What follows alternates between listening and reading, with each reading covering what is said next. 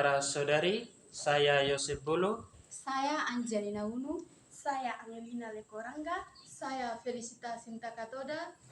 Kami adalah mahasiswa program studi pendidikan keagamaan Katolik Universitas Katolik WT Bula.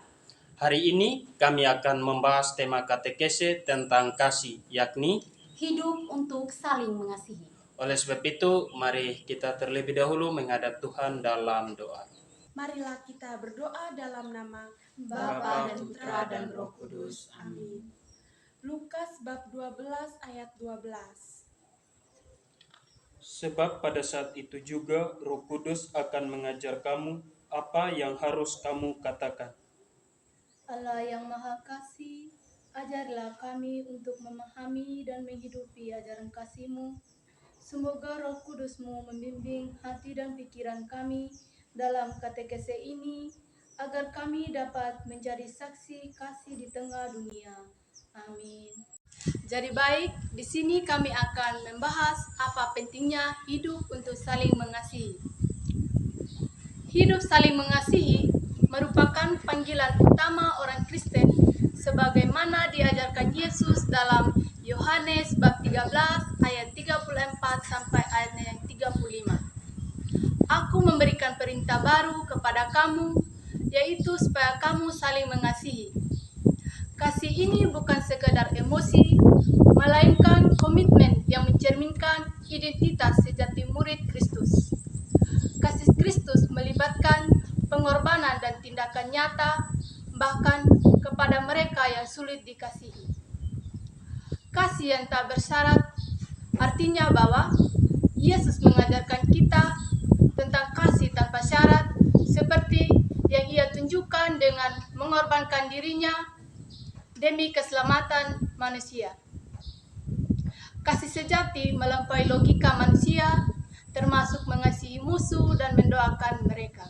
Berikutnya, menempatkan kasih di atas segalanya. Kasih harus menjadi dasar hubungan dalam keluarga, komunitas, dan masyarakat. Paulus menegaskan bahwa tanpa kasih, segala perbuatan sia-sia. Sebagai pembawa damai, orang Kristen harus menempatkan kasih di atas ego.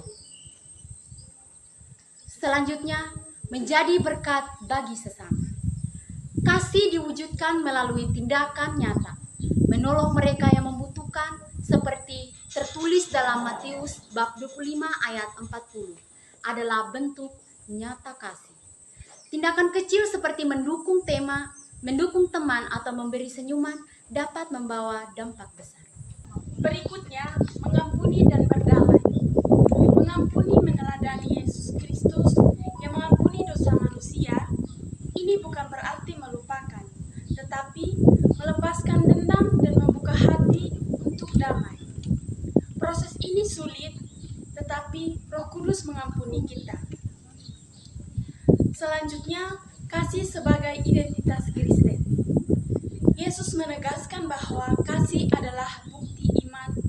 Hidup dalam kasih memancarkan terang Kristus dan menjadi tanda bahwa kita muridnya.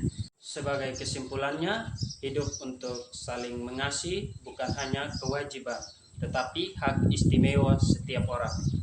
Kasih memberi makna hidup, mempererat hubungan dengan Tuhan dan sesama, serta membawa damai. Kita bisa memulai dari tindakan kecil, seperti memperhatikan orang di sekitar, mendengar, dan memberikan dukungan. Jangan tunggu waktu sempurna untuk mengasihi. Kasih sejati hadir dalam setiap momen. Dengan menjadikan kasih sebagai inti hidup, kita memenuhi panggilan untuk hidup seperti Kristus. Kasih bukan hanya kewajiban, tetapi inti kehidupan Kristen yang sejati. Mari pancarkan kasih Tuhan melalui hidup kita, agar dunia merasakan kasih Tuhan itu. Sesudah kita membahas arti penting hidup untuk saling mengasihi, maka marilah kita menutup katekese ini dengan doa. Tuhan yang Maha Kasih, terima kasih atas pelajaran tentang kasih-Mu. Bantulah kami menjadi pelaku kasih di tengah dunia ini, sehingga hidup kami memuliakan nama-Mu. Amin. Dalam nama Bapa, Putra, dan Roh Kudus. Amin. Saudara-saudari yang terkasih, kami mahasiswa program studi pendidikan keagamaan Katolik dengan ini mengucapkan terima kasih karena sudah setia mendengar dan merenungkan tema tentang hidup untuk saling mengasihi. Dengan demikian, kami pamit undur diri. Sampai jumpa.